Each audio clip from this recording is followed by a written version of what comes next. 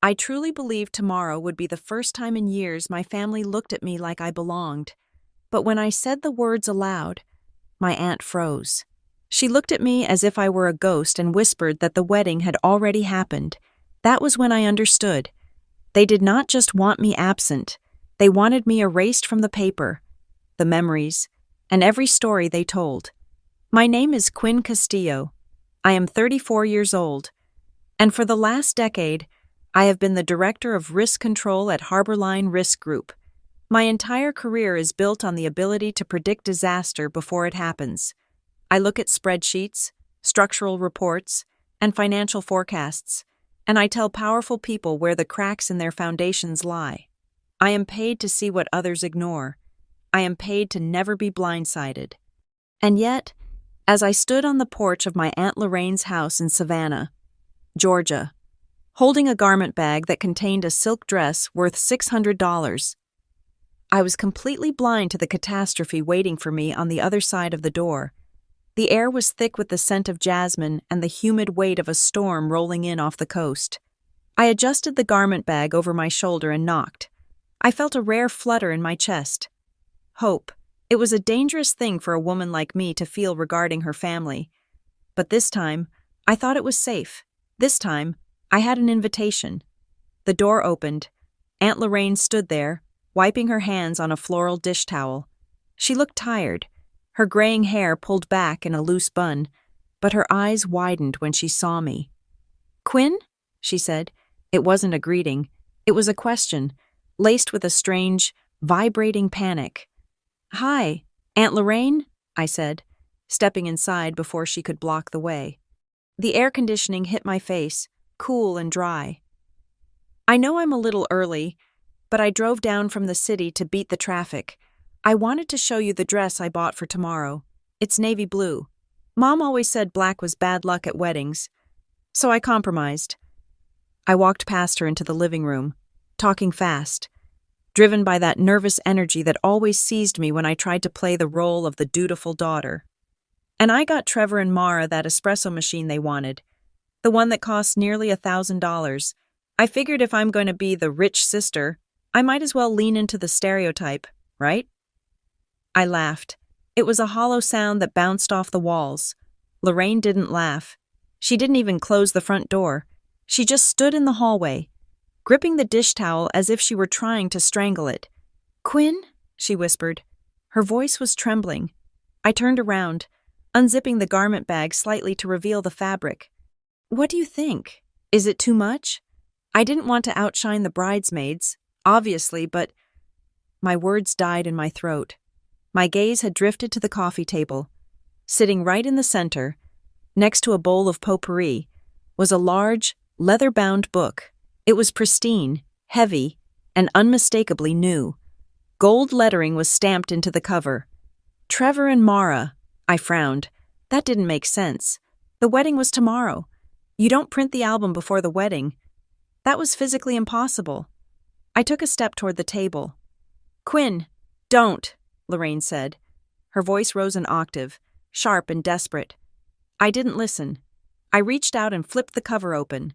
The first page was a full-sized, high-resolution photograph of my brother, Trevor, standing under a massive oak tree draped in Spanish moss. He was wearing a tuxedo. Beside him, Mara looked radiant in white lace, holding a bouquet of hydrangeas. The lighting was perfect. The smiles were genuine. I turned the page. There was my mother, Diane, wiping a tear from her cheek as Trevor said his vows. There was my father, Frank, toasting with a glass of champagne.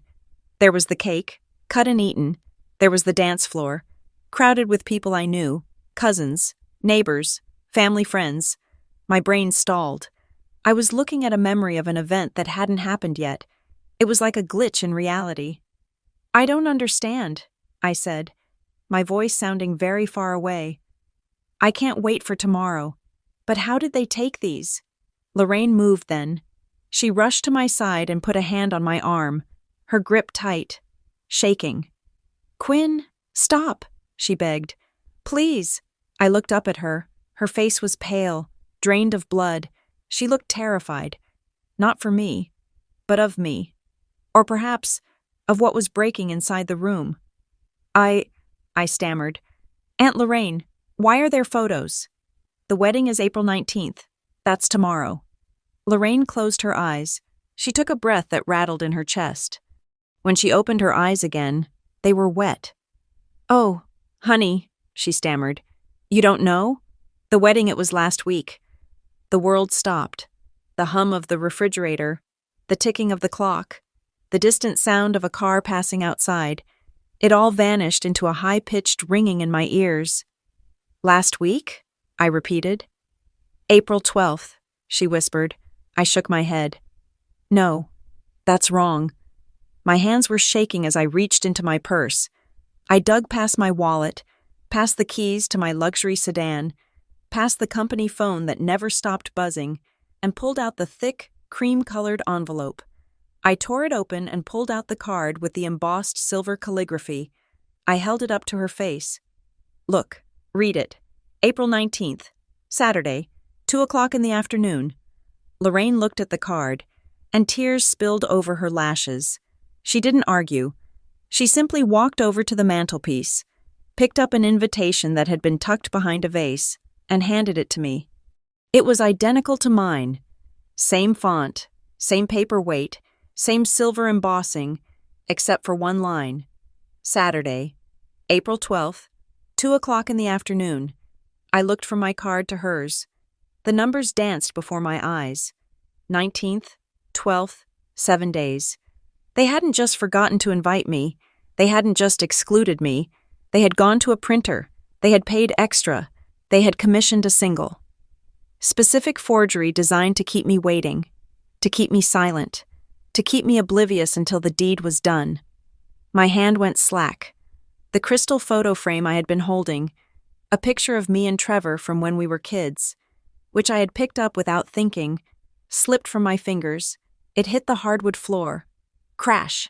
The sound was violent. It sounded like a bone snapping. Shards of glass skittered across the polished wood, scattering like shrapnel. I stared at the broken glass. I didn't move to pick it up. I couldn't breathe. It felt like a wire inside my chest. One that had been pulled taut for 34 years, had finally snapped. It wasn't a mistake, I said. My voice was deadly calm. They sent me the wrong date on purpose. Lorraine sank onto the sofa, burying her face in her hands. I told them not to. I fought with your mother about it for 2 hours on the phone. I told her it was cruel. And what did she say?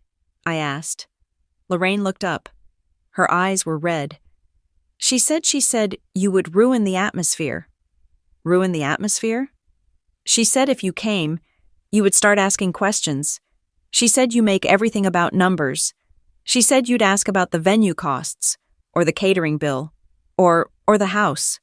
Lorraine's voice dropped to a whisper. She said, Quinn doesn't know how to be family. She only knows how to be an auditor. I felt the blood drain from my face.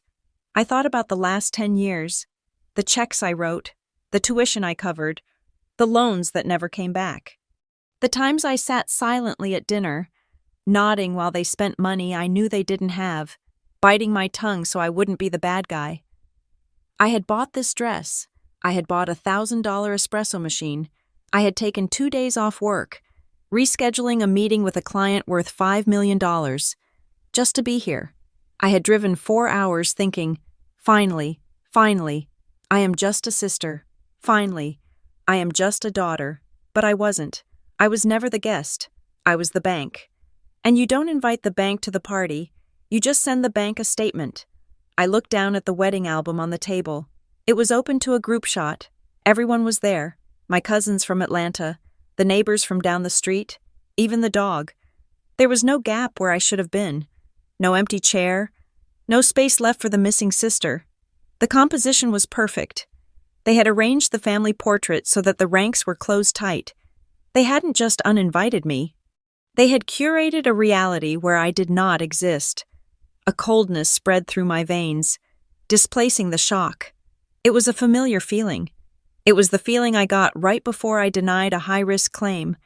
It was the absolute clarity of seeing the data for what it was, not what I wanted it to be. Quinn? Lorraine asked, her voice trembling. "What are you going to do?" I looked at the shattered glass on the floor. I looked at the fake invitation in my hand. A piece of paper that proved my own mother and father had spent time and money to execute a fraud against their own child. I didn't scream. I didn't cry. I slowly placed my fake invitation on the table, right next to the real one. "I'm going to go see them," I said. "They're at the house on the island," Lorraine warned. "Quinn, please, don't go down there while you're angry. Just go back to the city. Let it go." I looked at my aunt. I loved her, but I saw her now for what she was, an accomplice. A witness who had stayed silent while the crime was committed. "I'm not angry, Aunt Lorraine," I said, picking up my purse. I wasn't lying. Anger is hot. Anger is messy. What I felt was something much worse. I felt efficient. I walked to the door, stepping over the broken glass of the photo frame. I didn't look back at the album. I didn't need to see the pictures. I had the only picture I needed now. They wanted a life without Quinn Castillo? Fine. I would show them exactly what that cost. I drove away from Aunt Lorraine's house with the silence of a funeral procession, even though I was the only one in the car. The road to the highway was lined with ancient oaks and Spanish moss that looked like torn gray rags hanging in the humid air. I did not turn on the radio. I did not call anyone. I just drove, my hands gripping the steering wheel at 10 and 2, exactly as I had been taught, exactly as I did everything in my life. For as long as I could remember, my family had operated on a simple, unspoken feudal system. Trevor was the golden child, the sun around which our domestic galaxy spun. He was charismatic, handsome, and perpetually forgiven. I, on the other hand, was the useful child. I was the designated adult in a house full of eternal adolescents. I was the one who remembered deadlines. I was the one who double-checked the locks. And eventually, I became the one who wrote the checks. They called me cold. They called me calculating. My mother liked to tell her friends that Quinn was difficult to get close to, because I did not melt at the sight of a weeping apology. I demanded plans. I demanded receipts. I demanded to know how, exactly, we were going to fix the mess this time, to a family that survived on charm and vague promises. My need for logic felt like an attack. I merged onto the interstate, the speedometer hitting 65 miles per hour. My mind drifted back 3 years, to the incident that had cemented my role as the family bank. It was the summer the vacation home in Bluffton, South Carolina, almost went under. The house was a sprawling, white-columned beauty right on the river, the kind of place that signaled old money and effortless grace. The problem was, my parents did not have old money. They had debt. They had ignored the property taxes for 4 consecutive years, and they had taken out a secondary loan against the equity to fund one of Trevor's failed business ventures, a craft brewery that never brewed a single pint. I remembered the phone call. My father, Frank, was not asking for help. He was presenting a tragedy. He told me the bank was foreclosing. He told me they would lose the only place where we had ever been happy as a family. He cried. So, I stepped in. But I did not just hand them the cash. I worked in risk management. I knew that pouring water into a bucket with a hole in the bottom does not fix the bucket. It just wastes the water. I created a limited liability company called Castillo Beacon, LLC. It sounded corporate, anonymous, and boring, exactly the way I liked it. I used this entity to pay off the tax liens and purchase the distressed mortgage note from the bank. I drafted the paperwork myself, structuring it so that technically, the LLC now held the deed when I brought the papers to my parents. They did not read them. They were too busy celebrating the miracle. They hugged me. They said, "Thank you for helping your mother and father. Quinn, we knew we could count on you." They saw a gift. I saw a transaction. I kept every single document. I had scans of the checks, the transfer confirmations, the email threads where the bank acknowledged Castillo Beacon LLC as the new lien holder. I filed them away not out of malice, but out of instinct. In my line of work, trust is a luxury item I cannot afford. I assumed that one day they would pay me back, or at least acknowledge that the roof over their heads was held up by my spine. I was wrong. 2 months ago, at the engagement dinner for Trevor and Mara, I got my answer. It was at a seafood restaurant downtown. The air was loud with laughter and the clinking of expensive wine glasses, wine that I had paid for. Naturally, Trevor stood up to give a toast. He looked like a prince, flushed with happiness and alcohol. He went around the table, hugging everyone. He hugged our parents. He hugged Mara's parents. He even hugged the waiter in a burst of performative joy. When he got to me, he stopped. He placed a hand on my shoulder, gave it a firm, dismissive squeeze, and moved on. It was the kind of touch you give a piece of furniture you are navigating around. "And to my sister," he had said, almost as an afterthought, "who is probably calculating the tip right now." The table roared with laughter. I forced a smile. I was indeed calculating the tip, because I knew that when the bill came, everyone else would suddenly be very interested in the ceiling. That night, I went home and cried for 10 minutes in the shower. Then I got out, dried off, and opened my laptop to look for wedding gifts. I bought them the espresso machine. I booked a hotel suite near the venue. I requested 3 days of vacation time, assuring my boss that I would be available by email for emergencies. I even practiced my congratulations speech in the mirror so that I would sound warm, so that no one could accuse me of being jealous or stiff. I did everything right. I twisted myself into knots trying to be the sister they wanted, hoping that if I just paid enough, smiled enough, and stayed quiet enough, I would finally earn my seat at the table. And all the while, Aunt Lorraine had been the only one to look at me with pity. "Just let it go, Quinn," she would say whenever I pointed out that Trevor had borrowed $5,000 and never mentioned it again. "You know how he is. For the sake of peace, just let it go." Driving down the highway now, with the fake invitation burning a hole in my passenger seat, I finally understood what Aunt Lorraine meant by peace for my family, meant my silence. Peace meant I supplied the resources while they supplied the drama. Peace meant I was allowed to be in the room as long as I didn't ask why I was the only one paying for the lights. I felt a cold clarity settle over me. Sharper than any anger, they had not just excluded me from a wedding, they had made a strategic calculation. They believed that Quinn Castillo was a creature of habit who would never fight back because she was too desperate to belong. They thought I was a checkbook with a heartbeat. I pulled my car into the parking lot of a rest stop near the state border. I needed to stop moving. I needed to work. I opened my laptop bag and pulled out my computer. The screen glowed to life, illuminating the dark interior of the car. My fingers hovered over the keyboard. I did not open my email. I did not open my calendar. I opened a secure folder on my hard drive. The one encrypted with a password that was 20 characters long. Inside were subfolders labeled with years. 10 years of bank statements. 10 years of loans. The tax records for the Bluffton house. The incorporation papers for Castillo Beacon, LLC. I created a new file. I did not name it family or revenge or anything emotional.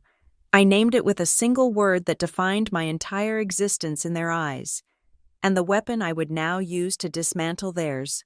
Proof. I hit enter. The cursor blinked on the blank white page. Waiting. I was done being the sister. I was done being the daughter. It was time to go to work. The drive to Hilton Head Island took me a little over an hour from Savannah. I drove the speed limit the entire way. I did not speed. I did not weave through traffic. I drove with the precision of a woman transporting nitroglycerin. My parents lived in a gated community called Sea Pines. It was a place of manicured golf courses, bicycle paths shaded by live oaks, and homes that cost more than most people earned in a lifetime. My parents did not earn that kind of money. They lived it. There is a difference.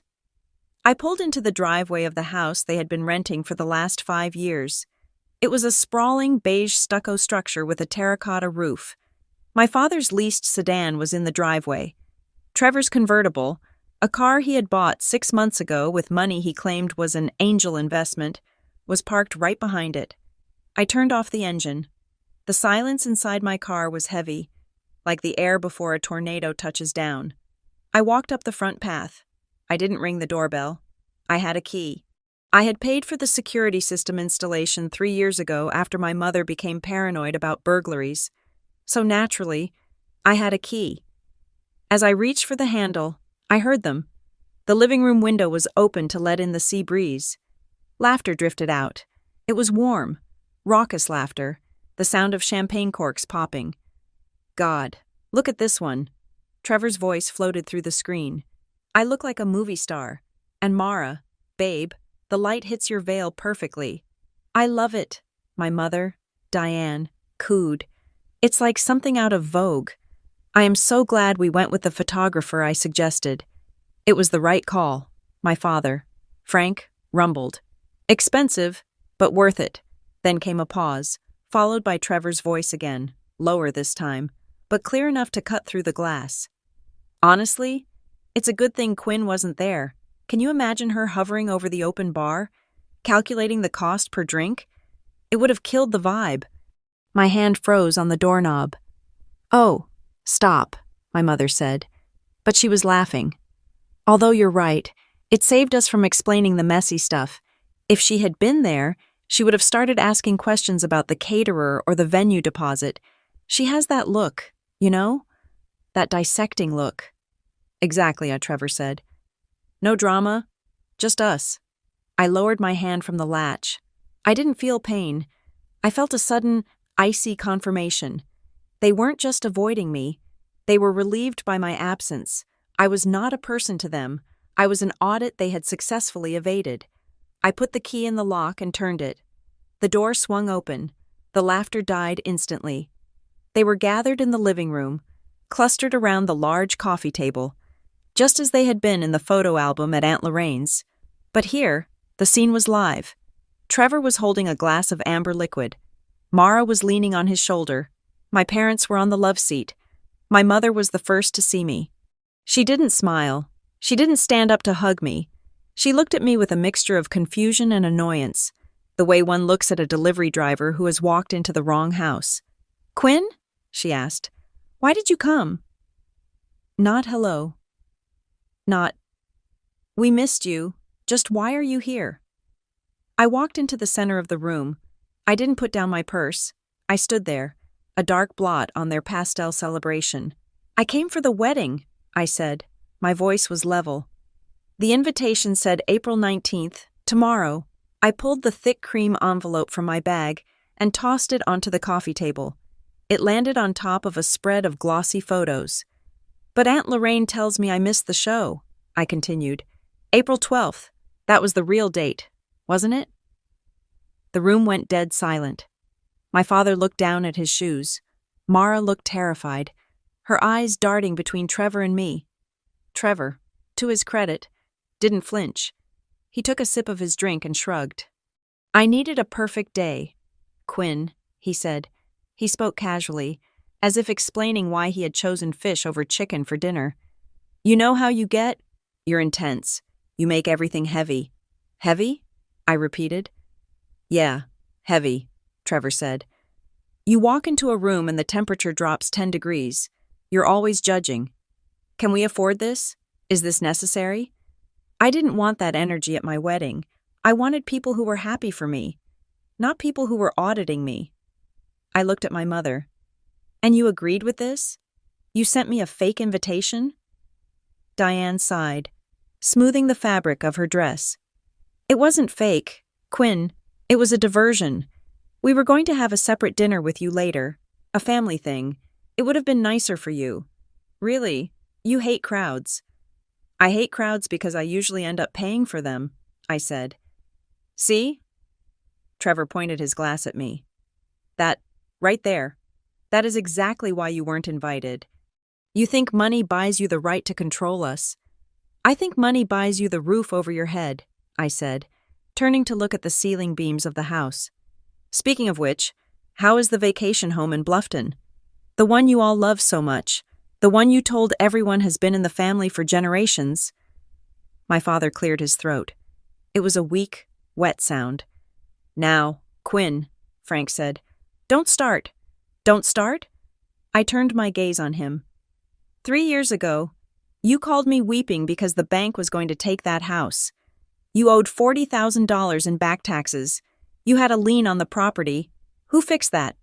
Dad? He didn't answer. I asked you a question, I said. Who fixed it? You did, he mumbled. And who pays the property taxes every year? I asked. Who paid for the roof repair last autumn when the hurricane hit? Who wired $15,000 to Trevor last year when his angel investors pulled out? Quinn, my mother interrupted, her voice sharp. You are successful. You have a good job. Helping your family is normal. It is what decent children do. You don't see Trevor throwing it in our faces that he brings joy to this family. I stared at her. He brings joy. I bring checks. Is that the division of labor? You're twisting it, Diane said, shaking her head. You always twist things to make yourself the victim. We are proud of you, Quinn, but you are transactional. You think love is a ledger. Trevor laughed. It was a short, barking sound. He stood up, walking over to where I stood. He was tall, handsome, and completely hollow. Face it, Quinn, he said, looking down at me. You're great at your job. You're a machine, but that's all you are. You're good with papers and numbers and risk assessments. But do you ever create anything real? Do you have any passion? Or are you just the person who cleans up after the people who actually live life? The words hit me in the chest. Do you ever create anything real? For a second, I couldn't breathe. I looked at Trevor. I looked at the suit he was wearing, paid for by a loan I had co-signed. I looked at the engagement ring on Mara's finger. Paid for, I suspected, with money he had borrowed from the joint account I shared with our parents for emergencies. I looked at my mother, who was looking at me with distinct distaste. I realized then that they didn't hate me. Hate requires passion. They simply used me. I was a utility. I was electricity. I was running water. You don't thank the electricity for turning on the lights. You only curse it when it goes out. I was not a daughter. I was not a sister. I was a backup account. I was an overdraft protection plan named Quinn. Something inside me clicked into place. It was the final tumbler of a lock engaging. The hurt vanished, replaced by the cool hum of professional detachment. You're right, Trevor, I said softly. He blinked, surprised by my agreement. I am? Yes, I said. I am very good with papers.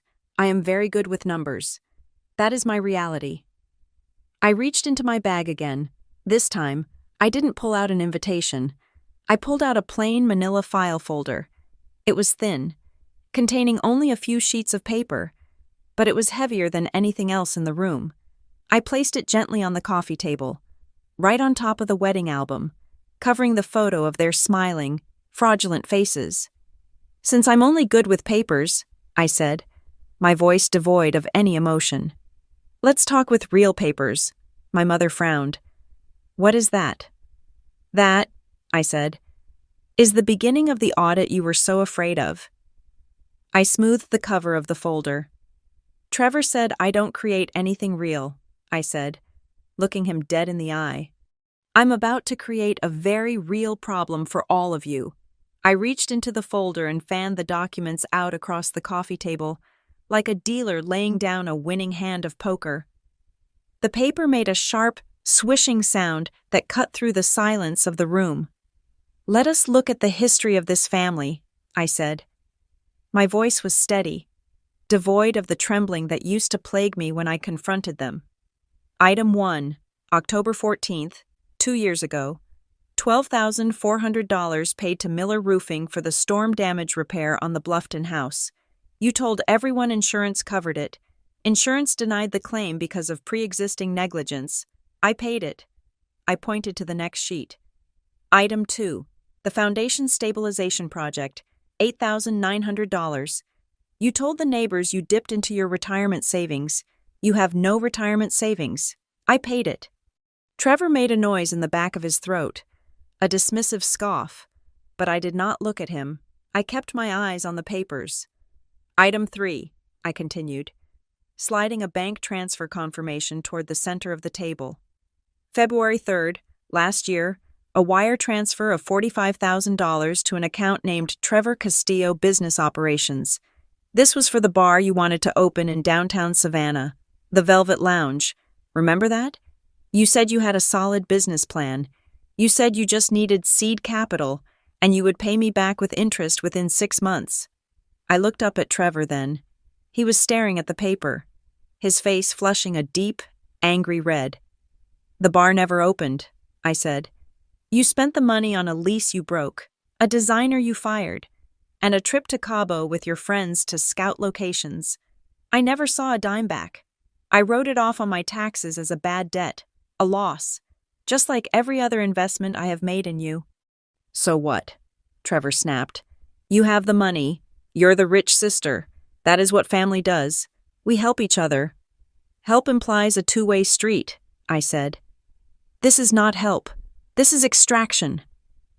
I picked up the final document. It was a copy of a property deed, stamped with the official seal of Beaufort County. And this, I said, is the most interesting piece of fiction you tell yourselves. My mother squinted at the paper. That is the house deed. So what?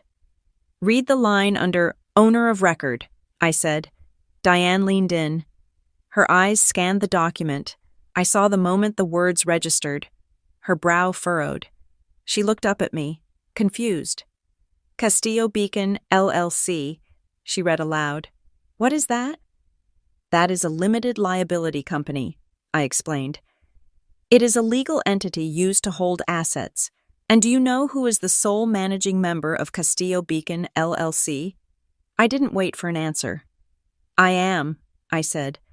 My mother's face went white. She looked from the paper to me, and then to my father. Frank? What is she talking about? It is our house. We bought it 20 years ago. You bought it, I corrected her.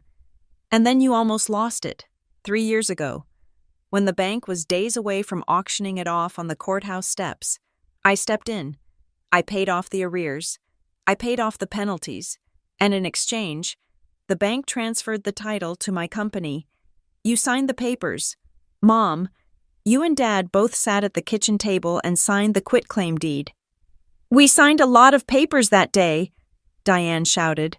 Her voice was shrill, cracking with panic. You said it was just paperwork.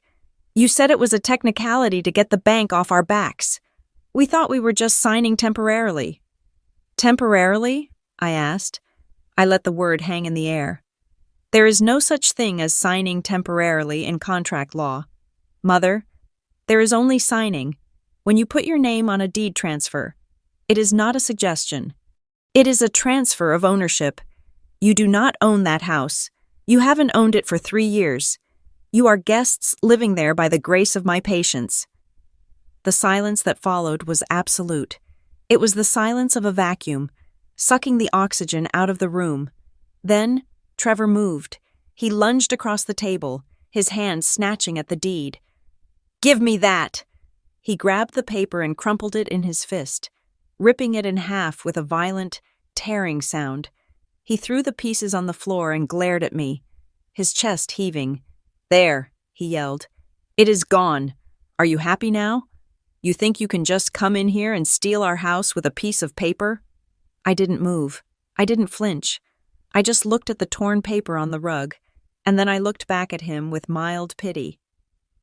Trevor, I said softly, I work in risk management.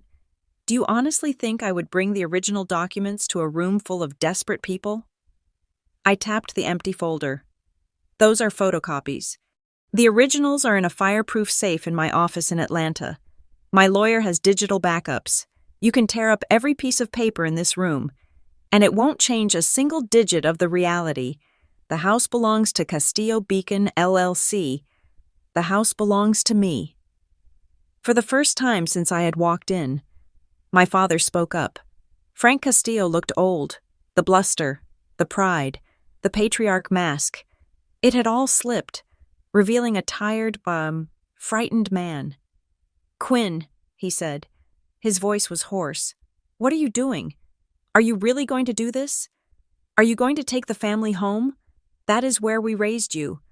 That is where your memories are. Memories don't pay property taxes, Dad, I said. It is our home, he insisted. It belongs to the family. Define family, I said. Because from where I am standing, family seems to mean a group of people who decided to erase me from their life while living on my payroll. You ask whose house it is? Let me tell you how the real world works. The house belongs to the person who pays the insurance. The house belongs to the person who fixed the foundation when it was sinking. The house belongs to the person who carries the risk. I stood up. I felt lighter than I had in years. It does not belong to the people who tell the prettiest stories about it, I added. My mother began to cry. It was her go-to defense mechanism, a weaponized sorrow she had used to control us for decades. How can you be so cruel? She sobbed. We gave you life. We raised you. We sacrificed everything for you children. And now, because of one mistake, one little wedding mix-up, you want to destroy us? You are ungrateful. Quinn, you have a stone where your heart should be. I watched her cry. I watched the tears track through her expensive foundation.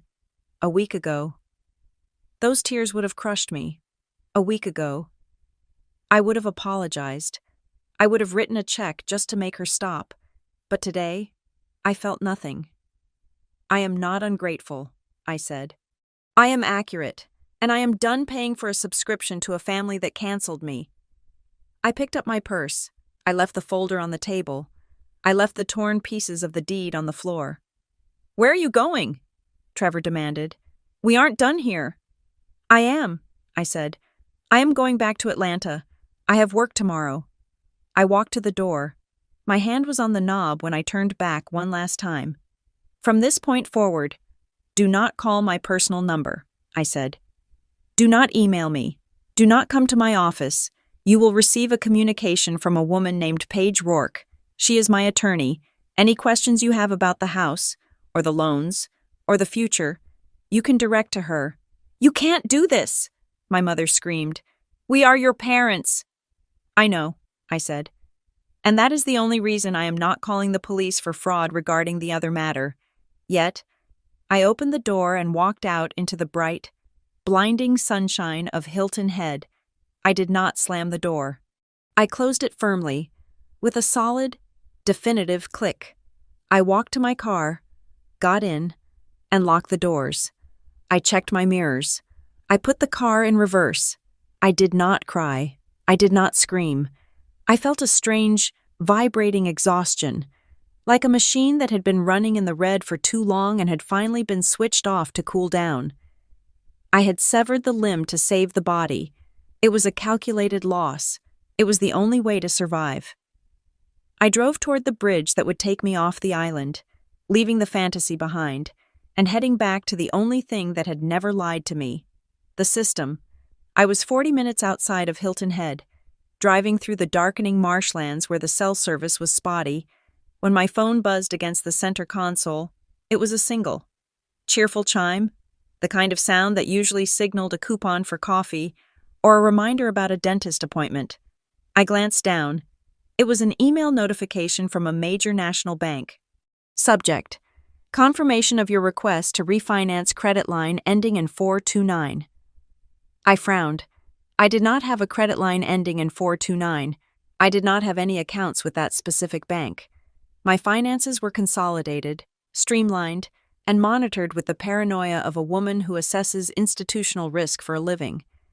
I pulled the car onto the shoulder of the highway, gravel crunching under my tires. I put the hazard lights on. The red blinking rhythm filled the car interior. I opened the email. Dear Ms. Castillo, thank you for contacting us regarding the restructuring of your unsecured personal line of credit. As discussed, the limit has been increased to $50,000. $50,000. My stomach turned over. It wasn't the nausea of sickness. It was the nausea of vertigo. The world was tilting. I opened my laptop, tethering it to my phone's hotspot. My fingers flew across the keyboard. I logged into the credit monitoring service I used for work. I bypassed the summary screen and went straight to the detailed report. There it was. Opened 6 months ago. An unsecured personal line of credit. The The current balance was $48,000 and change. The payment history showed minimum payments made on time for 5 months. I clicked on the Account Details tab. Billing address: 142 Osprey Circle, Hilton Head Island, South Carolina. My parents' house. I sat there in the silence of the roadside, staring at the screen. They hadn't just used me for the wedding. They hadn't just tricked me into paying for the venue or the dress. They had been running a parallel financial life using my name for half a year. I navigated to the documents section of the bank's portal, guessing the security questions based on the answers my mother would know. Mother's maiden name? Easy. Name of first pet? Easy. High school mascot? Easy. The PDF of the original application downloaded. I opened it. The font was standard. The information was accurate. My social security number, my date of birth, my previous address, and then, at the bottom, the signature. Quinn Castillo. I stopped breathing. It wasn't a shaky forgery. It wasn't a scribbled approximation. It was my signature. The loop of the Q was perfect. The sharp slant of the double L's was exact. It was the signature I used on official contracts. It was the signature I had spent years refining. Someone had practiced this. Someone had sat down with a pen and a piece of paper and traced my name over and over again until they could replicate the muscle memory of my hand. A cold sweat broke out on the back of my neck. This wasn't impulsive. This was architectural. I picked up my phone. I didn't call my parents. I didn't call Trevor. I dialed the fraud department of the bank. "This is the fraud detection unit," a computerized voice said. I waited for a human. When a representative named Sarah came on the line, I spoke with the flat, hard cadence of a recording. "My name is Quinn Castillo. I am currently reviewing my credit report. I have discovered a line of credit opened in my name that I did not authorize. I am initiating a fraud claim. I am recording this call for legal purposes, in accordance with the one-party consent laws of the state of Georgia where I reside." "I understand." "Ms. Castillo," Sarah said, her voice shifting instantly to professional alert. "Do you have the account number?" "I do," I said. "I want the account frozen immediately. I want the IP addresses of all logins for the last 6 months logged and sent to my attorney. I want a copy of the original wet signature application sent to the forensic unit." "We can certainly freeze the account," Sarah said. "But for a full investigation, we will need a police report." "You will have it within the hour," I said. I hung up. My hand was shaking, not from fear, but from rage. Pure, distilled rage. Then the phone rang again. It was Aunt Lorraine. I stared at the screen. Part of me wanted to ignore it. Part of me wanted to throw the phone into the marsh. But Lorraine had given me the real invitation. Lorraine was the crack in their armor. I answered. "Quinn?" Her voice was a wet gasp. She was crying. "I know. Aunt Lorraine," I said, cutting her off. "I know about the credit line. I just found it." "Oh, God," Lorraine sobbed. "I told her not to. I told her you would find out." "You knew?" I asked. The betrayal felt like a physical blow to the ribs. "You knew they were stealing my identity and you said nothing?" "I didn't know they did it," Lorraine cried. "I just saw the file, last Thanksgiving. I was looking for a recipe in Diane's desk, and I saw a folder with your name on it. It had old checks of yours. It had copies of your passport. It had pages and pages of practice signatures." I asked Diane what it was, and she laughed.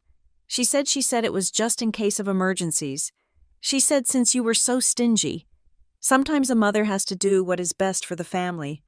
"Best for the family," I repeated. I thought she was joking. "Quinn, I swear, I didn't think she would actually use it."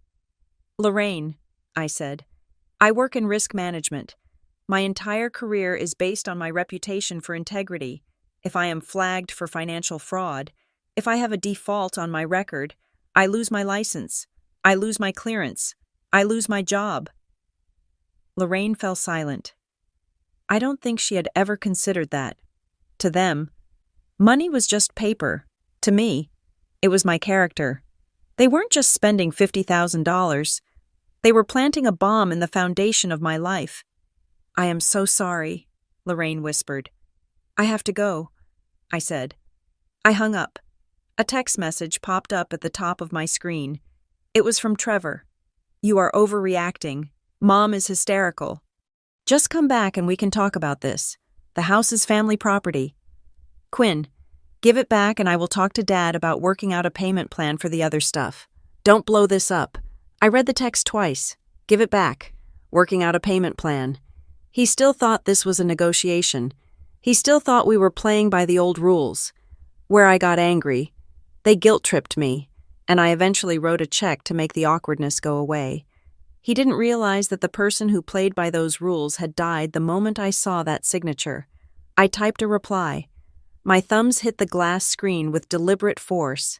Do not use the word return for something I bought, and do not worry about a payment plan. The law will arrange one for you. I hit send. Then I opened my contacts and found the number for a woman named Paige Rourke. She was the toughest litigator I knew. We had worked together on a corporate embezzlement case 2 years ago. I also searched for a forensic accountant I had used for a commercial audit. I dialed Paige first. Quinn, she answered. It is late. Is everything okay? No, I said. I need to retain you. Personal matter, identity theft, fraud, and asset recovery. Who is the defendant? She asked.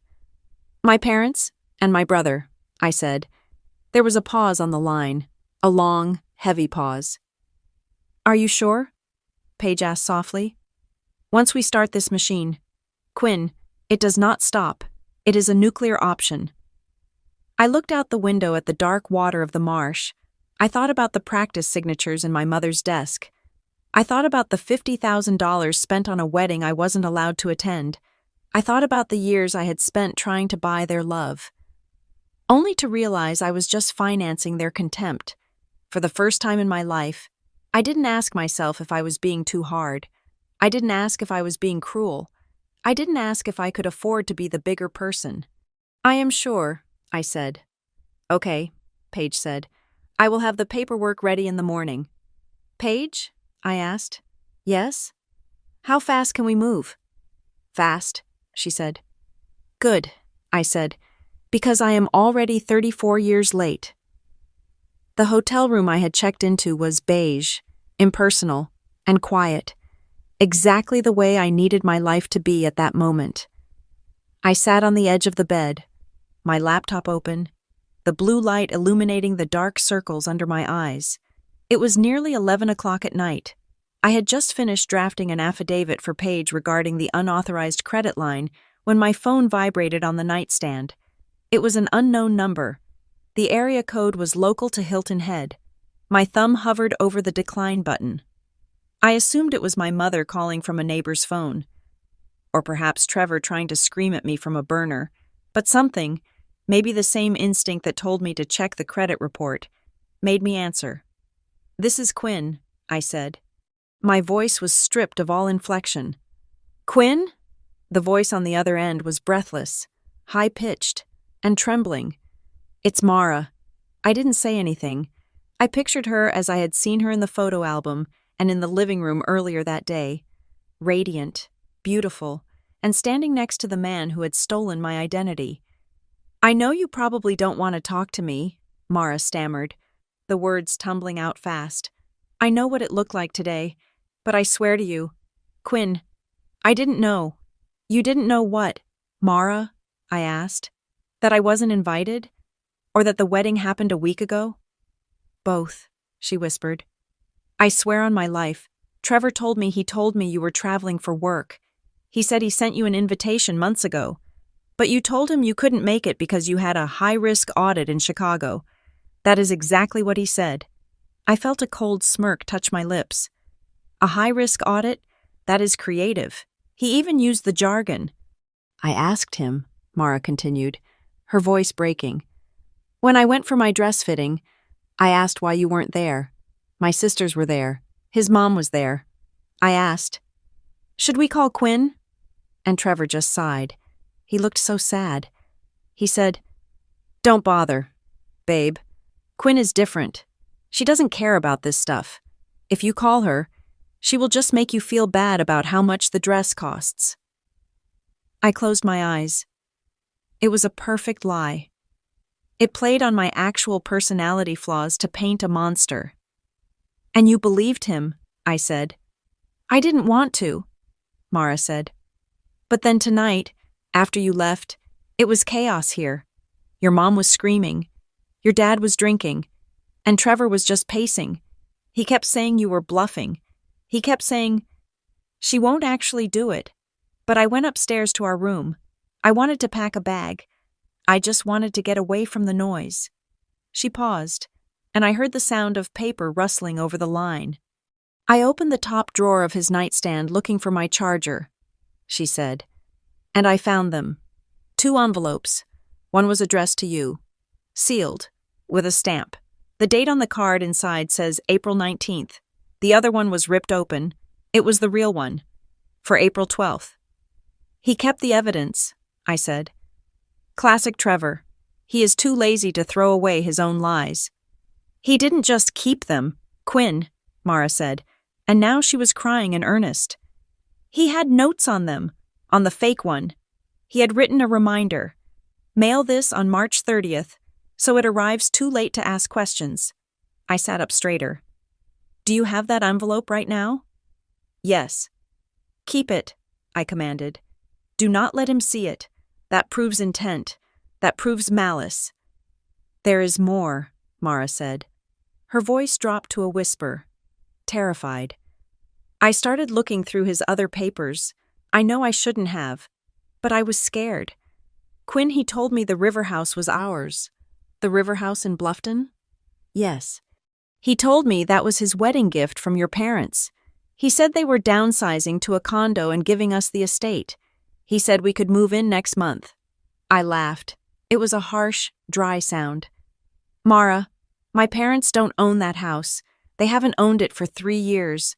I own it, through a holding company, and I just served them an eviction notice effective in 30 days.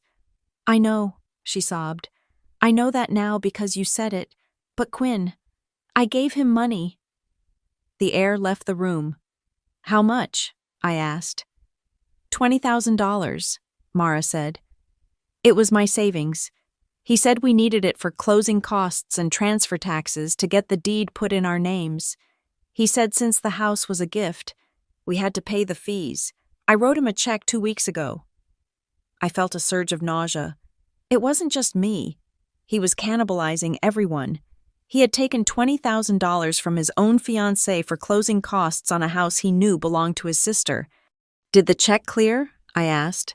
Yes, last Tuesday. And the account he put it in? The joint account we just opened, she said. But when I checked the app just now, the money is gone. It was transferred out to TC Ventures. That is his shell company, I said. The money is gone, Mara. He likely used it to pay off gambling debts or the catering bill for the party I wasn't invited to. I feel sick, she whispered. I married a stranger. I thought he was this sweet, misunderstood guy who just needed a break. I thought you were the villain. He needed a villain to explain why he was always broke, I said. I was a convenient antagonist. What do I do? She asked. I am at my mom's house now. I couldn't stay there. But do I divorce him? Do I sue him? I paused. I was not a therapist. I was not a divorce attorney. But Mara was currently the only person inside the fortress who had a map.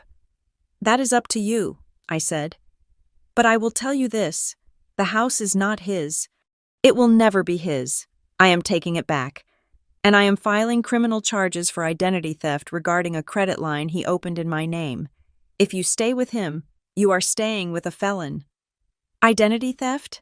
Mara gasped. $50,000, I said, using my social security number. Oh my God, she breathed. Then, silence. A long, calculating silence. Quinn, she said finally. Her voice was different now. The trembling was gone, replaced by a hard, brittle edge. He has a laptop, an old one he keeps in the closet. He thinks I don't know the password, but I do. It is Mara Forever, 2026. Okay, I said, waiting. He has a folder on the desktop called Finances, she said. But inside, there are subfolders. One of them is named Quinn. I saw it once over his shoulder, but he closed it fast. Can you get into that laptop? I have it with me, she said. I took it when I grabbed my bag. I don't know why. I didn't want him to have it. Turn it on, I said. Right now. I waited. I heard the startup chime of a computer. I heard her typing. I'm in, she said. Open the folder named Quinn. Okay, oh. Her breath hitched. There are scans here. Your driver's license, your passport, a utility bill. Look for emails, I said. Look for correspondence with mom or dad. There is a PDF here, she said. It is an email thread. The date is 6 months ago. Read the subject line, I said. The subject is using Quinn's profile for approval. She read. My blood ran cold. Forward it to me, I said. Right now. Do not pass go. Do not think about it. Just forward it. I am sending it, she said. And Quinn? There is another folder here. It is labeled Contractors. Send that too, I said. Sent, she said. Did you get them? My laptop pinged. A new email appeared in my inbox. Sender. Mara. Davis at email.com. I clicked it open. I saw the subject line. Using Quinn's profile for approval. I scanned the text. It was an email from my mother to Trevor. Trevor, honey, I found her old tax return in the attic boxes. The social is on page 1. Dad says if we use the online application, they won't ask for a live verification call. Just make sure you use the burner phone number so she doesn't get the alert. We can pay the minimums until the house sells, then pay it off before she notices, until the house sells. They were planning to sell my house, the house they didn't own. They were going to forge my signature on a deed transfer, sell the property, pay off the credit card fraud, and pocket the difference. They weren't just parasites. They were predators. I got it, I said to Mara. Thank you. Quinn, she said. Does this mean I get my $20,000 back? I hesitated. I could lie to her. I could tell her yes, but I had promised myself I would stop playing their game of false hope. Honestly, Mara, I said, probably not. The money is likely spent. But if you give me everything on that hard drive, I can include you as a victim in the fraud case. It might help you get a judgment against him in the divorce. Okay, she said. I'll do it. I want to burn him down. Welcome to the team, I said. I hung up the phone. I looked at the email on my screen. Until the house sells. I picked up my phone and dialed Paige. My attorney. It was midnight. I didn't care. Quinn? She answered, sounding groggy. Wake up. Paige, I said. I have the smoking gun, and I need to file an emergency injunction on the property title first thing in the morning. They are trying to sell it. Send it over, Paige said, her voice instantly sharp. I hit forward. I looked at the digital clock on the bedside table. It was 12:01. It was officially April 19th, my brother's wedding day. Happy wedding day, Trevor, I whispered to the empty room. I got you a lawsuit. The morning sun hit the glass facade of the Harborline Risk Group building in downtown Atlanta with a blinding intensity. I sat in my corner office on the 34th floor, surrounded by the familiar comforts of my trade. 3 monitors hummed with actuarial tables. The air conditioner maintained a constant, sterile 68 degrees. Here, in this glass tower, chaos was something to be quantified, managed, and insured against. But down in the lobby, chaos was waiting for a visitor pass. My receptionist buzzed me at 9 o'clock sharp. Ms. Castillo, she said, there is a woman here to see you, a Ms. Lorraine Miller. She says she is your aunt. She does not have an appointment. I stared at the phone. Aunt Lorraine had never come to my office. She was terrified of city driving. Send her up, I said. When the elevator doors opened, Lorraine looked smaller than I remembered. She was wearing her Sunday church coat, clutching a battered brown leather briefcase to her chest like a shield. Her eyes were red-rimmed, darting around the sleek, modern office like a trapped bird. I stood up and walked around my desk. Aunt Lorraine, she didn't hug me. She walked straight to the guest chair and sat down, placing the briefcase on her lap. Her hands were trembling so hard the brass buckles rattled. "I didn't want to come," she whispered, "but after we talked last night I couldn't sleep." "Do you want water?" I asked. "I want you to have this," she said. She pushed the briefcase across the mahogany desk toward me. The leather was cracked and smelled of mildew and old perfume, the scent of my mother's home office. "What is it?" "It is your mother's leverage file," Lorraine said. "She thinks she lost it years ago. She thinks the movers stole it when they downsized. But I took it. I took it 5 years ago when I saw what she was putting in it." I looked at the bag. "Leverage?" "Open it," Lorraine said. "She keeps everything. Quinn, she says information is better than money because you can spend it more than once." I undid the buckles. The leather groaned. Inside, it wasn't just a few papers. It was a dense brick of documentation, emails printed out on draft paper, text message screenshots, bank statements, handwritten notes on legal pads. I reached in and pulled out a stack of papers from the top. They were emails between my mother and father. Dated 6 months ago, I began to read. The subject line was, "Logistics for the big day." Diane, "We need to finalize the catering count. 80 guests for the real ceremony on the 12th. Just family and the important friends." Frank, "What about Quinn? Did you send the invite?" Diane, "I am printing a separate one for her. For the 19th. We'll mail it late. If she comes on the 12th, she will see the new car. She will see the champagne. She will start asking about the house payments and the debt consolidation loan. You know how she gets. She ruins the mood with her math. Better to let her show up when the party is over." I felt a cold sensation in my stomach, like swallowing ice. They hadn't just panicked and lied. They had discussed my exclusion with the same casual pragmatism as choosing a napkin color. I was not a family member to be missed. I was a risk factor to be mitigated. I turned the page. Here was an email from 3 years ago. Subject: The bank loan. Frank, "The loan officer is asking for Quinn's signature on the co-signer agreement. She hasn't replied to the email." Diane, "Don't worry about it. Just trace it from the Christmas card she sent. If the bank calls, tell them she is traveling and gave verbal authorization. She always agrees in the end anyway. She is too busy to check the fine print. Just get it done so the funds clear by Friday. She always agrees in the end anyway." I stared at the words. That was their thesis statement on my life. They banked on my fatigue. They banked on the fact that I would always choose to pay rather than fight. They had weaponized my own compliance against me. I dug deeper into the bag. There were carbon copies of checks I had never written. There were medical bills for surgeries my father supposedly had, which I had paid for. But the dates on the insurance claims didn't match the dates on the invoices. They had doctored the dates to get double reimbursement, once from the insurance and once from me. Then, I found a document near the bottom.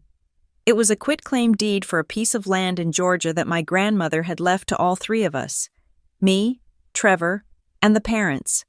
The document showed that I had signed over my share to Trevor 4 years ago. I had never signed such a thing, but there, on the witness line, was a signature I recognized. Lorraine Miller. I looked up.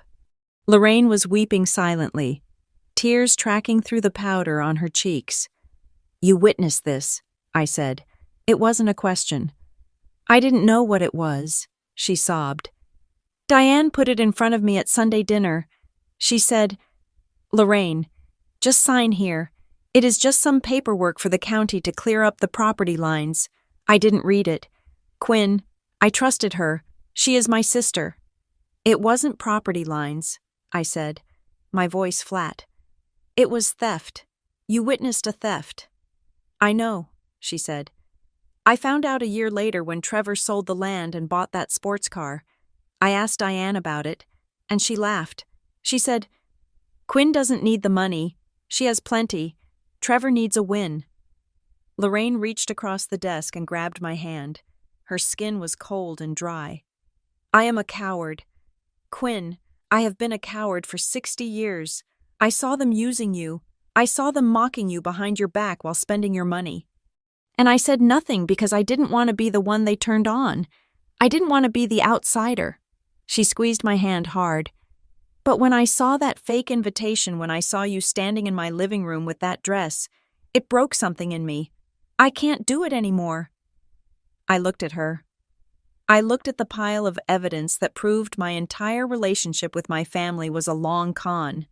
I didn't pull my hand away, but I didn't offer comfort. Either. I was in work mode now. I don't want your apology, Aunt Lorraine, I said. I want your testimony. She blinked, surprised. What? I am going to sue them, I said. Not just for the house, for everything. Fraud, embezzlement, identity theft, unjust enrichment. And this bag? This bag is the ammunition. I tapped the document with her signature on it. But this piece of paper implicates you. You signed as a witness to a forged deed. If I take this to court, you could be charged as an accomplice. Lorraine took a shaky breath. She sat up straighter. I don't care. You could go to jail, Lorraine, or at least face a heavy fine. I don't care, she repeated. I am tired of the secrets. I am tired of looking at you and feeling sick. If they sue you, if they say you are lying, I will stand up. I will tell the judge exactly what Diane told me. I will tell them about the practice signatures. I will tell them everything. You are willing to go on the record? I asked. To destroy the family reputation? There is no reputation left, Lorraine said. There is only the truth, and I don't want to die with this silence inside me. I nodded. It was the first time in my life I respected her. I picked up my office phone and dialed an extension. Send Miles in, I said, 2 minutes later. Miles Kavanaugh walked in. Miles was a forensic accountant who usually worked on corporate mergers and organized crime cases. He was a man who saw the world in binary code, black and red ink. What do we have? Miles asked, eyeing the briefcase. A decade of evidence, I said. I need you to digitize everything. I want a timeline. I want every signature scanned and analyzed against my verified exemplars. I want the metadata on these emails traced to confirm the sender IP addresses. I want you to reconstruct the flow of funds from every check mentioned in these notes. Miles put on a pair of latex gloves. He picked up the logistics for the big day email. He read it, and a low whistle escaped his lips. Cold, he muttered. They planned the fraud like they were planning a picnic. Yes, I said. They did. For the next 3 hours, my office turned into a war room.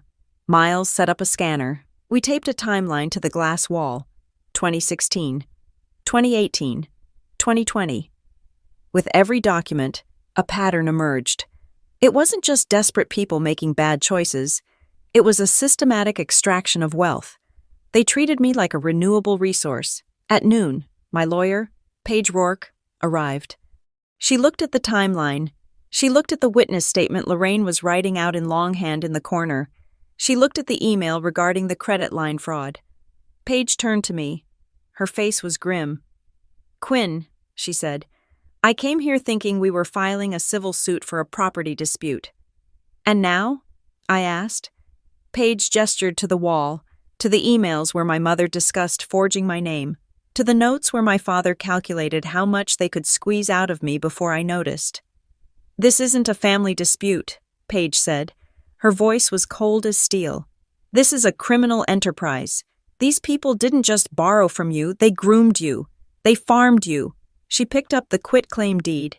This is a pattern of behavior, she said. RICO statutes might be a stretch, but looking at this, we have wire fraud, we have mail fraud, we have forgery, we have conspiracy. She looked me in the eye. We aren't just going to win the house back. Quinn, if we use this briefcase, we are going to put them in prison. I looked at the timeline one last time. I looked at the date of the wedding I wasn't invited to. File it, I said. File everything. The war against my family did not look like a war. There were no shouting matches in the driveway. There were no thrown vases or tearful confrontations in the rain. Instead, it looked like a stack of crisp, white paper sitting on a mahogany conference table in a high-rise office in Atlanta. I sat across from Paige Rourke and Miles Kavanaugh. The air conditioning in the conference room was set to a brisk 68 degrees. Outside, the city was waking up, but inside, we were locking down. "Sign here," Paige said, sliding a retainer agreement across the polished wood. And here, and initial the bottom of page 4, I signed my name, Quinn Castillo. The ink was black, the strokes were firm. With each signature, I was not just hiring a lawyer, I was building a fortress. "Okay," Miles said, tapping his tablet. "Phase 1 is containment. We are executing a full financial freeze. I have contacted the 3 major credit bureaus. We have placed a fraud alert on your file. No new credit can be opened in your name without a verbal password confirmation and a biometric scan." "Good," I said. "Next," Miles continued, his fingers flying across the screen. "We are revoking all previous authorizations. I found a limited power of attorney document you signed 5 years ago for medical emergencies. Your mother has been using it to access your medical records and occasionally to authorize transfers from your health savings account. That is now void. I have faxed the revocation to every hospital and bank in the state." I felt a phantom ache in my chest. They had monetized my health. They had monetized my trust. "What about the digital access?" I asked. "Done," Miles said. "I have reset the passwords for your email, your bank accounts, your investment portfolio, and your retirement fund. I have implemented hardware-based 2-factor authentication.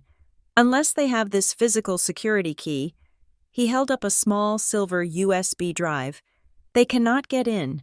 I don't care if they guess your mother's maiden name. I don't care if they know the name of your first pet. They are locked out." I watched the screen as he worked. It was like watching a drawbridge being raised. "Now," Paige said, opening a thick binder, "let us talk about the offensive strategy.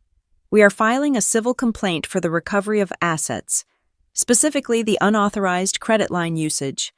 But before we get to court, we need to manage their reaction, because they will react." "They already are," I said. I pulled out my phone. It was silent, but the notification light was blinking a frantic red. I had 43 missed calls since 8 o'clock this morning.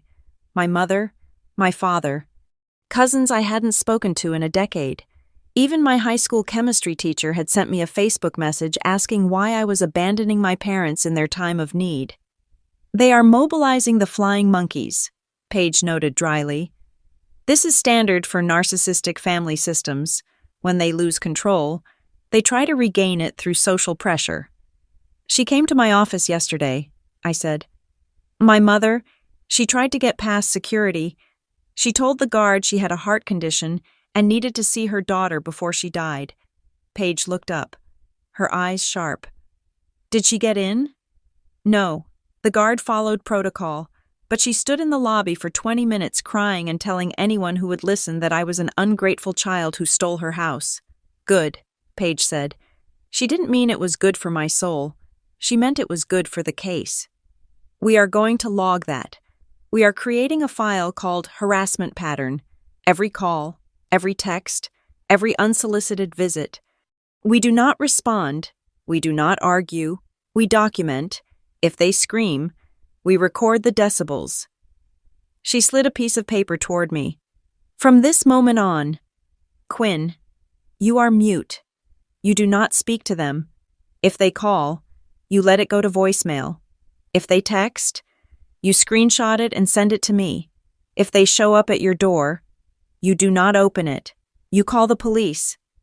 "The police?" I asked. "For my parents?" "For trespassers," Paige corrected. "They lost the title of parents when they committed felony identity theft. Now, they are just defendants." The reality of it settled over me. It was cold, but it was solid. I finally had a wall to put my back against. 2 hours later, the first real test of our defenses arrived. I was at my desk reviewing a risk assessment for a shipping client when my office line rang. It was the head of building security. "Ms. Castillo," he said, his voice tight. "We have a situation in the lobby. A Mr. Trevor Castillo is here. He is agitated." I closed my eyes. "Is he asking for a pass?" "He is screaming, ma'am. He is shouting that you stole his inheritance. He is demanding to see you regarding a property dispute. He tried to bypass the turnstiles." "Do not let him up," I said. "Call the police, and make sure the cameras are recording. They are always recording. Ms. Castillo." I hung up. My heart was hammering against my ribs, a primitive rhythm of fear that I had lived with for 34 years. But then I looked at the binder Paige had left on my desk. Harassment pattern. I picked up the phone and dialed Paige. "He is here," I said. "Trevor, he is making a scene in the lobby." "Perfect," Paige said. "Let him scream. Is security handling it?" "Yes."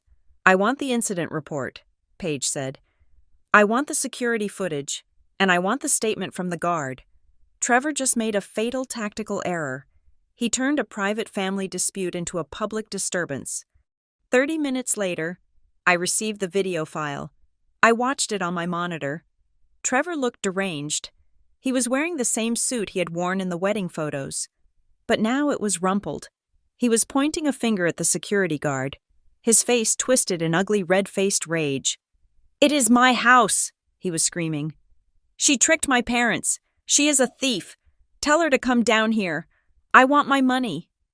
I watched my brother, the golden child, unraveling because someone had finally changed the lock. "Look at this," Paige said when she arrived to review the footage. "He is demanding money. He is using physical intimidation in the state of Georgia. That crosses the line from annoying to criminal." She typed a quick note on her tablet. "We are going to use this. This isn't just a tantrum. This is financial coercion. He is attempting to use fear to extract assets. We are filing for a temporary restraining order. Today." "And the house?" I asked. "We are sending the formal notice to quit immediately," Paige said. 30 days. That is the legal requirement. They have 30 days to vacate the premises or sign a lease agreement that acknowledges Castillo Beacon LLC as the sole owner, along with a repayment plan for the back taxes. "They will never sign," I said. "They think they own it." "Then in 30 days, the sheriff will escort them out," Paige said. "It is not a negotiation. Quinn, it is a procedure." That afternoon, the courier was dispatched. I imagined the scene. My father answering the door, expecting a package or an apology, instead, receiving a thick envelope from Rourke and Associates. Inside, no emotional letter, no, "I'm sorry it came to this." Just a legal notification stating that the occupants of 142 Osprey Circle were unlawful tenants and had 30 days to vacate. But the final blow didn't come from me. It came from the bank. Around 4 o'clock. Miles knocked on my door. He looked grimly satisfied. "I just got off the phone with the fraud department at the National Bank," he said. "The one where the $50,000 credit line was opened. And they finished their preliminary investigation. They traced the IP address used to sign the electronic loan agreement. It resolves to a residential modem in Hilton Head." "My parents' house," I said. "Correct," Miles said. "But it gets better. They cross-referenced the device ID. The loan was signed on a laptop that has also been used to log into your father's personal checking account at the same bank." "They caught them," I whispered. "They didn't just catch them," Miles said. "They flagged them. The bank is preparing to file a suspicious activity report with the federal authorities. This is no longer just a civil matter between you and your family. The bank is a victim of fraud, and banks do not have feelings. Banks do not have guilt. Banks prosecute." I swiveled my chair to look out the window. The Atlanta skyline was sharp and clear. For years. I had been afraid of what would happen if I stopped paying. I thought the sky would fall. I thought my world would collapse if I wasn't the load-bearing pillar holding up their dysfunction. But the sky was still there. The building was still standing. "Paige is filing the motion for the restraining order now," Miles said, "based on the lobby incident and the fraudulent credit activity. The judge will likely grant it ex parte. That means it goes into effect immediately, They cannot come within 500 yards of you, your home, or your workplace. If they do, they go to jail." "Okay," I said. "You are safe, Quinn," Miles said gently. "The system is working." That night, I went home to my apartment. I didn't check my email. I didn't check my voicemail. I knew that somewhere in Hilton Head, a phone was ringing in an empty house, or perhaps my parents were screaming at a piece of paper that told them their time was up. I took a shower. I put on my pajamas. I turned off the lights. For the first time in 10 years, I put my phone in the kitchen drawer and closed it. I walked into my bedroom and lay down. The silence was absolute. There was no buzzing. There was no dread. There was no anticipation of the next crisis I would have to pay to solve. I closed my eyes. The legal machinery was humming along, grinding down their lies with the slow, inevitable pressure of justice. I didn't need to do anything. I didn't need to be the good daughter. I didn't need to be the useful sister.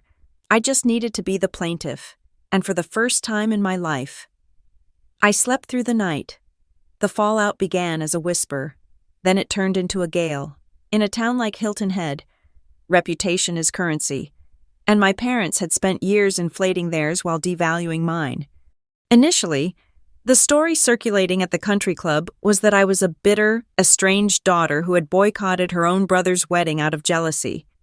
My mother played the role of the martyr perfectly, sighing over iced tea about how hard they had tried to include me, but I was simply too career-obsessed to care about family milestones. That narrative lasted exactly 48 hours. It collapsed the moment I sent a single email to my Aunt Lorraine, who then accidentally forwarded it to the entire extended family listserv. The email contained no angry rant, no accusations, and no emotional pleas. It contained only 2 attachments. The first was a high-resolution scan of the invitation I had received, dated April 19th. The second was a scan of the invitation everyone else had received, dated April 12th. The silence that followed was deafening. Cousin Sarah, who had posted a long Facebook status about cherishing family while you can, in a veiled swipe at me, deleted it. My Uncle Bob, who had left me a voicemail calling me selfish, sent a text apologizing and asking if I wanted to grab lunch next time he was in Atlanta. The shift was instant. The evidence was binary. There was no interpretation of 2 different dates printed on the same cardstock. It was proof of a conspiracy, and it made my parents look not just cruel, but calculating. For Trevor, the consequences were immediate and domestic. Mara did not wait for the legal proceedings to begin. She packed her bags and drove straight to her mother's house in Jacksonville, Florida. She sent Trevor a text that I later saw in the legal discovery files.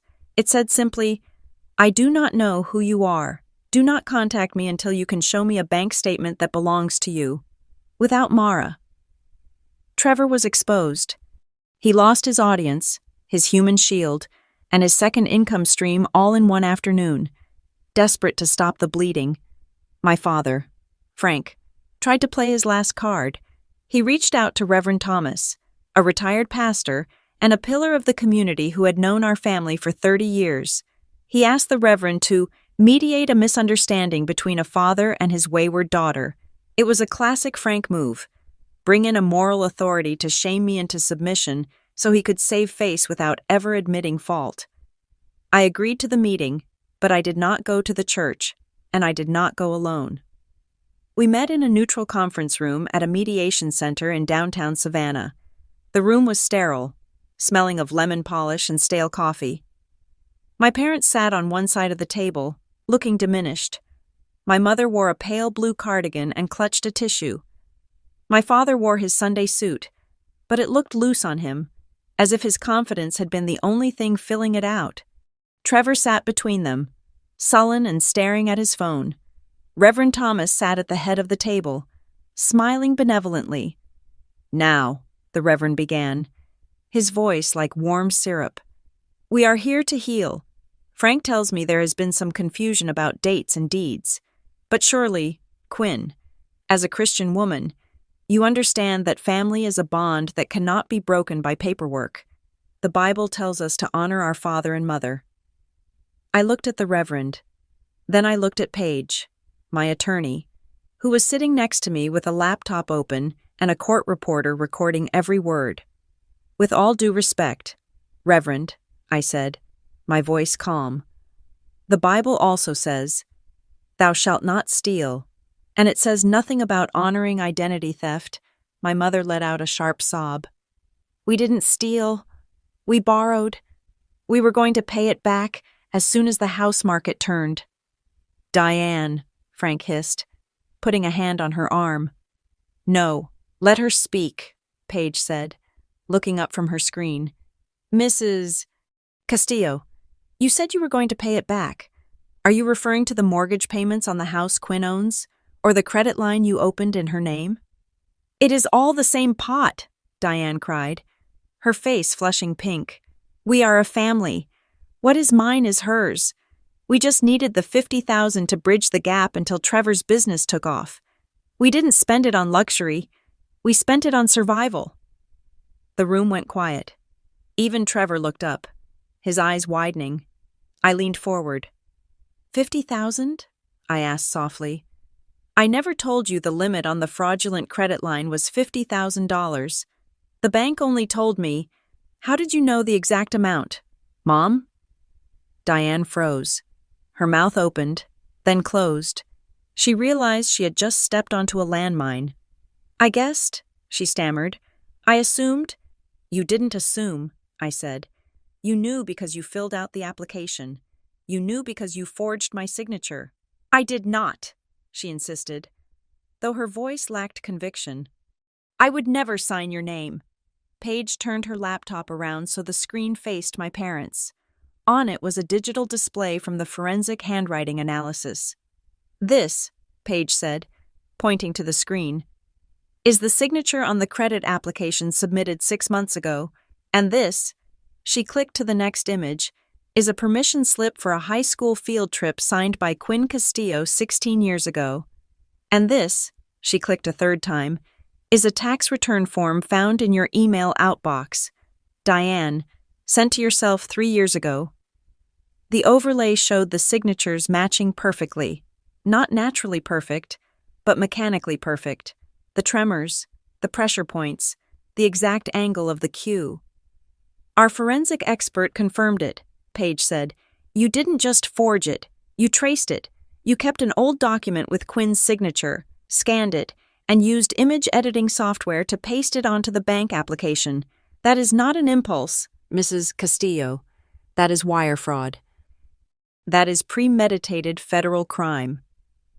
My father put his head in his hands. The Reverend looked from the screen to my parents, his benevolent smile vanishing. He began to gather his Bible and his spectacles. Frank, the Reverend said, his voice cold, you told me this was a misunderstanding about a wedding date.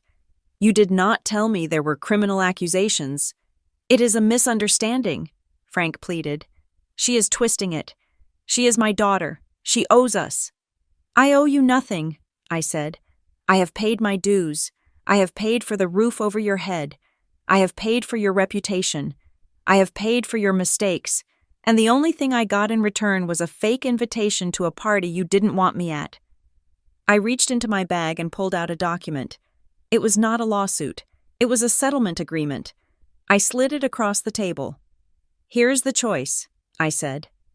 Option A. You sign this. It states that you acknowledge the debt. It creates a strict repayment plan for the $50,000, deducted automatically from your pension and Social Security. It also states that you will vacate the property in Bluffton within 30 days. Leaving it in good condition, if you do this, I will ask the bank to pause the criminal referral, and I will not pursue charges for the identity theft. I paused. Option B. You do not sign. We leave this room, and Paige files the civil suit. I hand over the forensic report to the FBI. The bank proceeds with the fraud investigation. You will lose the house anyway, but you will likely spend the next 5 to 10 years in a federal facility for wire fraud and aggravated identity theft. Trevor looked at the document. You would put your own parents in jail? No, Trevor, I said. They put themselves in jail when they stole my identity. I am the one offering them the key to get out." My mother looked at me. Her eyes were searching for the soft, pliable daughter she had known for decades. She was looking for the girl who just wanted to be liked. She was looking for the Quinn who would crumble if you called her cold, but that Quinn was gone. She had been left behind in a living room in Savannah, staring at a wedding album she wasn't in. "Quinn, please," my mother whispered. "Family is everything." "If family is everything," I said, "then you should have treated me like family. Instead of an ATM, I checked my watch. "You have 5 minutes to decide," I said. "The notary is waiting in the lobby." Frank looked at the Reverend, but the Reverend was already walking out the door. He looked at Trevor, but Trevor was slumped in his chair, defeated. He looked at Diane, and for the first time, I saw him realize that her tears were not going to fix this. He picked up the pen. His hand was shaking. 30 days? He asked, his voice a ghost of its former boom. 30 days, I said. Not an hour more, he signed. Then he pushed the paper to my mother. She wept as she signed, spilling a tear onto the page right next to her name. It was a dramatic touch, but legally irrelevant.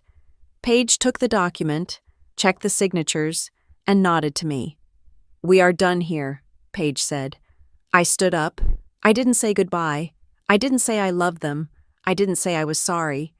Those words belonged to a relationship that existed only in their heads. I walked out of the conference room and into the bright, humid air of the street. I took a deep breath. It smelled of rain and exhaust and freedom. I had lost my family, but for the first time in 34 years, I had found myself. The drive to the Beaufort Yacht and Sailing Club took 40 minutes. The sun was setting over the marshes, casting long purple shadows across the water, but I did not notice the view. I was too busy reviewing the final checklist with Paige in the passenger seat. My parents and Trevor were holding a post-wedding appreciation dinner. It was a desperate, transparent attempt to rewrite the narrative. They had invited the local elite, the neighbors, and the extended family. Anyone whose opinion mattered in their small, insulated world. They were banking on the fact that I would stay in Atlanta, licking my wounds, too ashamed or too busy to make a scene. They were wrong. I was not coming to make a scene. I was coming to end the show. We pulled into the gravel driveway. The parking lot was full of luxury sedans and SUVs. I parked my car right at the front, next to a Lexus that I knew for a fact was 2 payments behind. "Are you ready?" Paige asked. She was holding a thick black leather portfolio. "I have been ready for 34 years, I said. We walked into the clubhouse. The room was bathed in warm, golden light.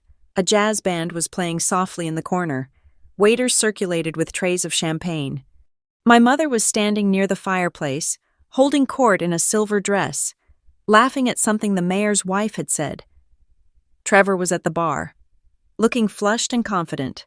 When I stepped through the double doors, the air pressure in the room seemed to drop. It started with the people nearest the entrance. They stopped talking. Then the silence spread like a ripple across a pond, moving inward until it reached the fireplace. The jazz band faltered and then stopped. My mother turned. Her smile froze. It didn't fade. It just solidified into a mask of terror. "Quinn," she said, her voice shrill in the sudden quiet. "We didn't expect you." "I know," I said. My voice was calm, carrying easily to the back of the room. "You expected me to be invisible, just like you expected me to be on April 12th. Trevor pushed off the bar and stormed over. "What are you doing here, Quinn? This is a private party. You are ruining everything, as usual." "Actually," Paige said, stepping forward. She didn't raise her voice, but her tone cut through Trevor's bluster like a scalpel. "Miss Castillo is here to deliver a legal notification in person, as your previous attempts to evade service have been noted by the court." Paige opened the portfolio. She pulled out a document stamped with the seal of the Beaufort County Sheriff. "This is a notice to quit," Paige announced, handing it to my father. who had just materialized at my mother's side. You have been occupying the property at 142 Osprey Circle without a valid lease. The owner, Castillo Beacon, LLC, is terminating your tenancy effective immediately. You have 30 days to vacate the premises. A gasp went through the room. That is a lie, my mother shouted, looking around at her guests. She is lying. We own that house. We bought it 20 years ago. You sold it 3 years ago to avoid foreclosure, I said, and you have been living there on my charity ever since. Charity? Trevor sneered. You are just jealous. You are jealous that we are happy and you are alone with your money. You are trying to buy control because no one actually likes you. I looked at him. I am not trying to buy control. Trevor, I am trying to stop you from stealing my identity. I signaled to Paige. She pulled out the second document. It was the confirmation letter from the bank's fraud department. This is a formal notice that a federal investigation has been opened regarding a fraudulent credit line of $50,000 taken out in the name of Quinn Castillo, I said. The IP addresses have been traced to your home. The signatures have been analyzed. The bank is no longer asking for repayment. They are building a case for wire fraud. My father went pale. He looked at the paper in Paige's hand as if it were radioactive. Quinn, he whispered. You wouldn't. I didn't, I said. You did. You committed the crime. The bank is just following the law. She is making it up, my mother screamed, her composure cracking completely. She has always been a liar. She is trying to frame us. Who would believe a bitter, ungrateful daughter over her own mother? I would, a voice said from the back of the room. The crowd parted. Aunt Lorraine walked forward. She was shaking, clutching her purse with both hands, but her head was high. Lorraine, my mother asked, what are you doing? I am done, Diane, Lorraine said. She stopped next to me. I am done watching you bleed her dry. Lorraine reached into her purse and pulled out a yellowed piece of paper. This is the original affidavit you made me sign, Lorraine said to the room. The one where you forged the deed transfer, and I have the emails. I have the texts where you laughed about sending the invitation for the wrong date. I gave them all to Quinn's lawyer this morning. My mother looked at her sister. For the first time, I saw the realization hit her. She had no leverage left. The secrets she had hoarded were now weapons in someone else's hands. You traitor, my mother hissed. No, Lorraine said softly. I am just a witness. Trevor looked around the room. He saw the judgment in the eyes of the guests. He saw the mayor's wife backing away. He needed a villain. He needed to turn the crowd back against me. This is insane, Trevor yelled. She brainwashed Lorraine. Quinn is obsessed with ruining my wedding because she can't stand that I found love. She wasn't invited because she is toxic. She is a cold, heartless... Stop it, Trevor. The voice came from the patio doors. Mara stepped into the light. She wasn't wearing a party dress. She was wearing jeans and a t-shirt, and her eyes were red from crying. Trevor blanched. Mara, baby, what are you doing here? I thought you were at your mom's. I was, Mara said. She walked to the center of the room. She didn't look at Trevor. She looked at the crowd. He told me Quinn wasn't invited because she didn't care, Mara said clearly. He told me she was too busy working. But last night, I found the real invitation in his nightstand. He hid it. He and his parents planned it. They wanted her money, but they didn't want her face. The silence in the room was absolute. It was the heavy, suffocating silence of a truth that could not be spun, twisted, or denied. Trevor opened his mouth, but no sound came out. I stepped forward. I didn't scream. I didn't cry. I felt a strange, cool peace settle over me. I did not come here to humiliate you, I said to my parents. And I certainly did not come here to beg for a seat at this table. I have spent my entire life paying for the privilege of being treated like an outsider in my own family. I thought if I wrote enough checks, if I fixed enough problems, eventually you would see me. I looked at my father. He couldn't meet my eyes. But you never saw me, I continued. You only saw the balance sheet. Well, the account is closed. I turned to the guests. I am sorry to interrupt your evening, but I needed to clear my name from the false documents and the lies that have been told in this room. I am not the jealous sister. I am the plaintiff. I turned back to my parents. I placed a single white envelope on the table next to the untouched wedding cake. Inside is an agreement, I said. It outlines a repayment schedule for the $50,000. It outlines the move-out date for the house, and it outlines a permanent no-contact order. If you sign it, and if you stick to it, I will ask the bank to seek restitution instead of prosecution. I will not send you to prison. My father looked up. His eyes were wet. Quinn, he croaked, we let things go too far. I looked at him. It was the closest he would ever come to an apology. And yet, I felt nothing. It was too late. The statute of limitations on my heart had run out. Yes, Dad, I said. You did. I didn't wait for an answer. I nodded to Paige.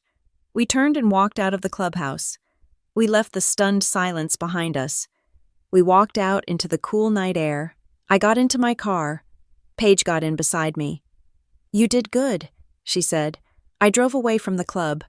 I didn't drive back to Atlanta. I drove toward Bluffton. 30 minutes later, I pulled into the driveway of the River House. It was dark.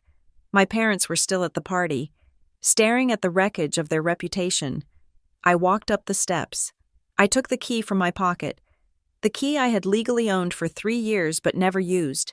I unlocked the door. The air inside was stale, smelling of my mother's perfume and my father's cigars. But it didn't matter. I walked to the kitchen table. I placed the key in the center of the wood. I looked out the window at the river. The moon was rising, painting the water in silver and black. I took a deep breath. I exhaled, and with that breath, I let go of the anger, the hurt, and the desperate need to belong to people who did not deserve me. I was alone, but I was free. For the first time in 34 years, tomorrow belonged to me. Thank you so much for listening to this story. Please comment below and let us know where you are listening from. I would love to connect and share thoughts with you all. Don't forget to subscribe to the Lily Revenge Stories channel. Like the video, and support us by hitting the hype button so this story can reach even more people.